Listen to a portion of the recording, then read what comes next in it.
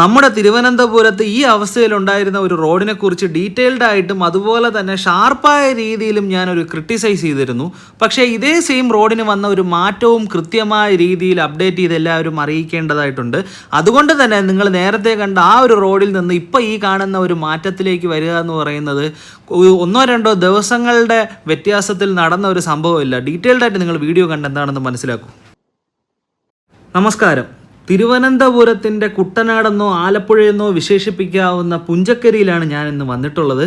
നമ്മളൊരു ഓൾമോസ്റ്റ് ഒരു 4-5 മാസങ്ങൾക്ക് മുമ്പ് ഇതേ പുഞ്ചക്കരിയിൽ തന്നെ 2 പ്രധാനപ്പെട്ട വീഡിയോസ് കവർ ചെയ്യാൻ വന്നിരുന്നു. ഒന്ന്, ഇവിടെ പുഞ്ചക്കരിയിലേക്ക് എത്തുന്ന അപ്രോച്ച് റോഡിൻ്റെ അവസ്ഥ നിങ്ങളിലേക്ക് എത്തിക്കാനും അതുപോലെ തന്നെ പുഞ്ചക്കരിയിൽ കിരീടം പാലവുമായിട്ട് ബന്ധപ്പെട്ട് വരുന്ന വികസനങ്ങളെക്കുറിച്ച് വീഡിയോ ചെയ്യാനും.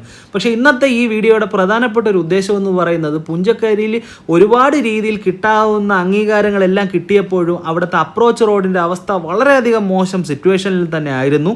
അതുകൊണ്ട് തന്നെ അതിലൊരു മാറ്റം വന്നതായിട്ട് കേട്ടതുകൊണ്ട് അത് നിങ്ങളിലേക്ക്, അതിൻ്റെ കാഴ്ചകൾ നിങ്ങളിലേക്ക് എത്തിക്കുക എന്നുള്ളതാണ് ഈ വീഡിയോയുടെ പ്രധാനപ്പെട്ട ഒരു ഉദ്ദേശം. നമ്മുടെ പുഞ്ചക്കരിയുടെ പ്രധാനപ്പെട്ട സ്ഥലത്ത് അല്ലെങ്കിൽ പുഞ്ചക്കരി പാലത്തിൽ നിന്ന് നമുക്ക് ഈ യാത്ര കണ്ടു തുടങ്ങാം. വളരെ സിമ്പിളായ രീതിയിൽ ഞാൻ ഈ 2 കമ്പാരിസൺ ഉൾപ്പെടുത്തി ഈ വീഡിയോ ചെയ്യുമ്പോഴും അത്രത്തോളം ഈസി ആയിരുന്നില്ല ഇതുവഴിയുള്ള യാത്രക്കാർക്കും അതുപോലെ തന്നെ പരിസരവാസികൾക്കും. കാരണം എൻ്റെ ഒരു ഉദ്ദേശക്കണക്കനുസരിച്ച് ഒരു 2 വർഷത്തിന് മുകളിലായി ഒരു രീതിയിലും യാത്ര ചെയ്യാൻ കഴിയാത്ത വളരെയധികം മോശം സിറ്റുവേഷനാണ് പുഞ്ചക്കരിയിലെ ഈ റോഡ് ഫേസ് ചെയ്തുകൊണ്ടിരുന്നത്.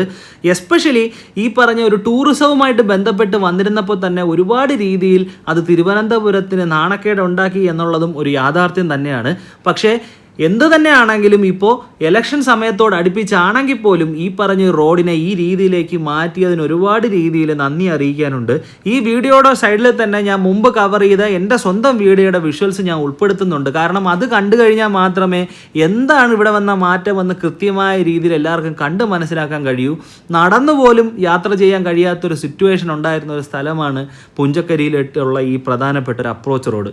പക്ഷേ ടാറിങ് ഉപേക്ഷിച്ച് പൂർണ്ണമായ രീതിയിൽ കോൺക്രീറ്റ് ചെയ്തത് വളരെയധികം യൂസ്ഫുള്ളായി മാറും എന്നുള്ളൊരു കാര്യത്തിൽ തർക്കമില്ല. കാരണം ചതുപ്പും അതുപോലെ തന്നെ വെള്ളക്കെട്ടും യൂഷ്വലി എപ്പോഴും സ്ഥിതി ചെയ്യുന്ന ഒരു സ്ഥലമായതുകൊണ്ട് തന്നെ അവിടെ കോൺക്രീറ്റ് എന്ന് പറയുന്നത് ഏറ്റവും ബെറ്ററായ ഒരു ഓപ്ഷനാണ് എന്നുള്ള കാര്യത്തിൽ ഒരു തർക്കമില്ല. സൈഡിൽ വെള്ളത്തിന് പോകാനായി കണക്കിന് 2 സൈഡിലും ഓട പോലെ അതിനുള്ള സജ്ജീകരണങ്ങളും ചെയ്തത് വളരെയധികം ഉപകാരപ്രദമായി എന്ന് തന്നെ പറയണം.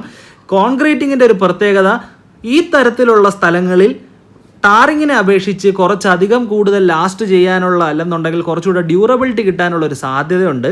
ഈ പറഞ്ഞ ഒരു കോൺക്രീറ്റിങ്ങിന് ശേഷം ഇതിൻ്റെ നിർമ്മാണ പ്രവർത്തനങ്ങൾ കംപ്ലീറ്റ് ചെയ്ത നമ്മുടെ നേമം നിയോജക മണ്ഡലത്തിൻ്റെ അധികാരികളുടെ കുറിച്ച് പ്രകീർത്തിച്ചുകൊണ്ടുള്ള ഫ്ലെക്സുകളും മറ്റ് കാണാനും അവിടെ സാധിച്ചു. എന്തു തന്നെയാണെങ്കിലും ഇത്രയും ഡിലേ ആയെങ്കിലും ഈ സമയത്തെങ്കിലും ഇത് ചെയ്ത് തീർത്തത് പൊതുജനങ്ങൾക്ക് ഒരു ഉപകാരമാണ് എന്നുള്ള കാര്യത്തിൽ ഒരു തർക്കമില്ല. പക്ഷെ അത് എത്രത്തോളം ലേറ്റായി എന്നുള്ളത് ഒരു ചർച്ചാ വിഷയമാണ്. ഇലക്ഷൻ വന്ന് നിൽക്കുന്ന ഈ ഒരു സാഹചര്യത്തിലെങ്കിലും ഇത് പൂർത്തീകരിച്ചത് വളരെ വലിയ സന്തോഷം എന്ന് മാത്രമേ എനിക്ക് ഈ സബ്ജക്റ്റിൽ ഇതിനെക്കുറിച്ച് പൊളിറ്റിക്കലി സംസാരിക്കാനായിട്ടുള്ളൂ. ഒരു ടൂറിസം കേന്ദ്രമായി വലിയ രീതിയിൽ മാറിക്കഴിഞ്ഞ നമ്മുടെ സ്വന്തം പുഞ്ചക്കരിയിലേക്കുള്ള ഈ റോഡ് ഇപ്പോഴെങ്കിലും സഞ്ചാരയോഗ്യമാക്കി തീർന്നത് ഒരു ടൂറിസം മേഖലയെ സംബന്ധിച്ചിടത്തോളം പലരെങ്കിലും ഈ പറഞ്ഞ റോഡിൻ്റെ അവസ്ഥ കാരണം ഇവിടേക്ക് എത്തിച്ചേരാത്തൊരു സ്ഥിതി എനിക്ക് തന്നെ പേഴ്സണലി അറിയാവുന്നത് തന്നെയാണ്. ഇതുവഴി പുഞ്ചക്കരിയിലേക്ക് യാത്ര ചെയ്തിട്ടുള്ള ഓരോ വ്യക്തികൾക്കും ഞാൻ ഈ പറയുന്ന സബ്ജക്റ്റിൻ്റെ സീരിയസ്നെസ് ഉറപ്പായിട്ട് മനസ്സിലായി കാണും എന്നും എനിക്കറിയാം. ഇതുവഴി യാത്ര ചെയ്തിട്ടുള്ളവർ അവരുടെ അനുഭവം കമൻറ്റ് സെക്ഷനിൽ കമൻറ്റ് ചെയ്യുക. ഒരുപാട് വൈകിയ വേളയിലും ഈ സമയത്തെങ്കിലും ഈ പറഞ്ഞ റോഡ് പൂർണ്ണമായിട്ടും സഞ്ചാരയോഗ്യമാക്കി തീർന്നതിനെ വളരെയധികം പോസിറ്റീവായിട്ട് തന്നെ ഞാൻ കാണാൻ ആഗ്രഹിക്കുന്നു. മറ്റ് പല പ്രോജക്റ്റുകളിലും ഈ തരത്തിലുള്ള ഡിലേ വരാതെ ഈ തരത്തിൽ പ്രോജക്റ്റുകളെ കംപ്ലീറ്റ് ചെയ്തപ്പെട്ട് കാണാൻ കഴിയും എന്നുള്ള ഒരു സന്തോഷത്തോടു കൂടി ഞാൻ ഈ വീഡിയോയുടെ വൈൻഡപ്പ് ചെയ്യുന്നു.